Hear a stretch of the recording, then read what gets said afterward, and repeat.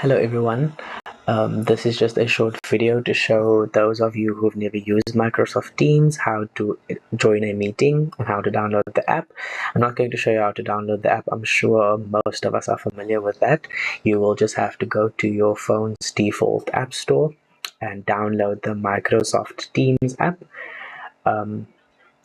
Click download. Once it is ready to open, you will then sign up and create a account, which I will show you in this video. And if you also do not prefer to use an account, there are alternative ways. So when you have the PDF poster, you will be able to go to the Join Us and click on that link because the link is embedded into the PDF. The picture that is on my statuses and stories, the link is not embedded there, so you're not allowed to click there, but I will share the link with everyone. You are allowed then to click on the link. So once you click on this link, it will take you to your browser. And if you do not have the app or do not wish to create an account, you can just go ahead and click on continue on this browser.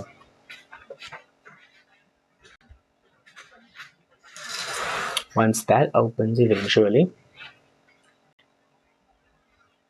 you will then be taken to the screen. Hi, there's me. So you'll then type in your name and the name that you prefer me calling you when you ask a question or anyone else should call you. What I also would like to prefer is that you put your pronouns into the chat. So mine is his and him. So when we refer to you in the meeting, that it is inclusive of all pronouns and everyone feels comfortable and included in the meeting. We do not want to misidentify anyone in the meeting. But that's not a big deal. If you do not want to put it there, you do not have to. So when your camera is on, which I will ask everyone to switch off their cameras for the meeting, and my face will be the face that will be showing. And once you ask a question or you want to speak in the meeting, you are allowed to switch on your camera if you are comfortable to do so. When your camera is on, you get to choose background filters. It can either be a blur background, so my background that I already have will just be blurred, and that is with no background. And I can also then have an option to be in a room in Dubai, and then that will be me in Dubai. So there are many to choose from. You can also feel like you are Sebastian in Little Mermaid, and then you could be in the ocean. There are many others to choose from. Whatever rocks your boat, you can then choose that. But we will prefer that your camera is off for most of the session. Also, once you enter the session, you can just close your microphone. This then avoids any interruptions with my microphone and people hearing what I have to say. Once you have done all of that, you can click join now.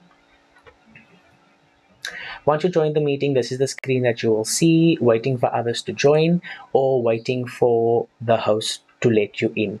That won't be on your screen because I've already made it automatic for everyone to just be able to join the screen without me allowing them in from the lobby. When you join the meeting, please assure that once again your microphone is off, your camera is off, and then in the meeting there will be a chat box. In the chat box, you are allowed to ask questions.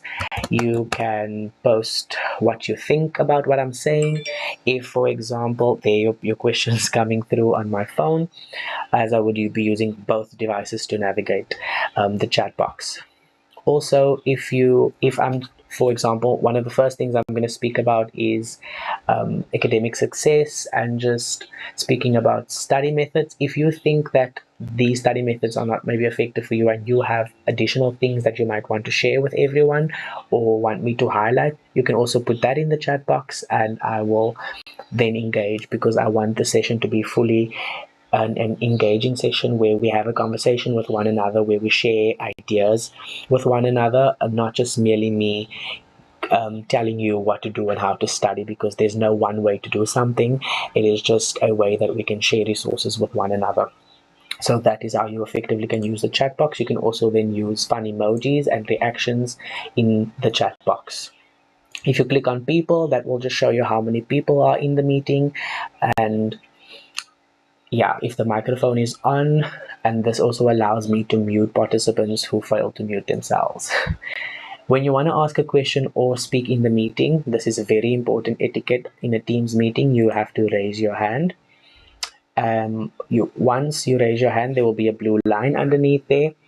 Also, what is so amazing about this app is that if there's more than one person raising their hands at the same time, it will be queued. So if you have raised your hand second, number two will be on top of your hand, and I would know who I need to unmute first and or I need to address first. Once you have been addressed or you have asked your question, please lower your hand so that we can speak to other people as well. In the meeting, you are allowed to share reactions. You can throw a thumbs up, a heart, an applause. You can laugh, whatever reaction you would like to share towards something that's being shared in the meeting. Also asking everyone to be respectful with the reactions. For example, if someone's really trying to speak up in the meeting and ask a question, do not use the laughing emoji if you feel like it. Laugh behind your screen and no one would know, so that we can share this as a safe space. View is just how you would like your view of your screen. If you choose gallery, it will show everyone's screens and everyone's names. If you choose speaker, it will only focus on Wensley Jackson, and their screen will show up with their video and the presentation that they are sharing. This is not a big deal for the session. If you are unfamiliar with it, that's more of a presenter thing. If you click on more, there's just other effects that you can add if you want captions for what I'm saying, so then you can read, makes it more accessible to those of you. And then, yeah, if you are done with the meeting, you can then click leave, and that will take you right back to where you started. The other way that you could choose is when you download the app, you will have to create an account or use an existing account that you have. For me, I have signed in with various accounts. Some of my old friends' accounts are also here. And then you can click on the account that you would want to join with, or you can then create an account for yourself, which will then prompt you to put in your email address and the password to that email address. They will also send you a verification code to your email or to your cell phone number, whichever way you prefer. If you are familiar with Microsoft Teams, it will also ask you to authenticate yourself on the Microsoft app, which doesn't normally do if you are a first-time user and then you create an account. If you do not want to create an account and avoid all the unnecessary admin because you are someone that doesn't normally use Microsoft Teams, you can just click on join a meeting, and then it will prompt you to put in the meeting ID and the meeting password for the specific meeting. So most of you will not use this option because you will be clicking on the link, but there are times when people are all joining at the same time, the link might have some issues. Then you can go to the meeting ID, which I will also share. You can then copy the meeting ID, paste it into where it needs to be, and then also copy the meeting passcode and put it into there. Then you click join meeting, and it will take you to the same screen that everyone else will see.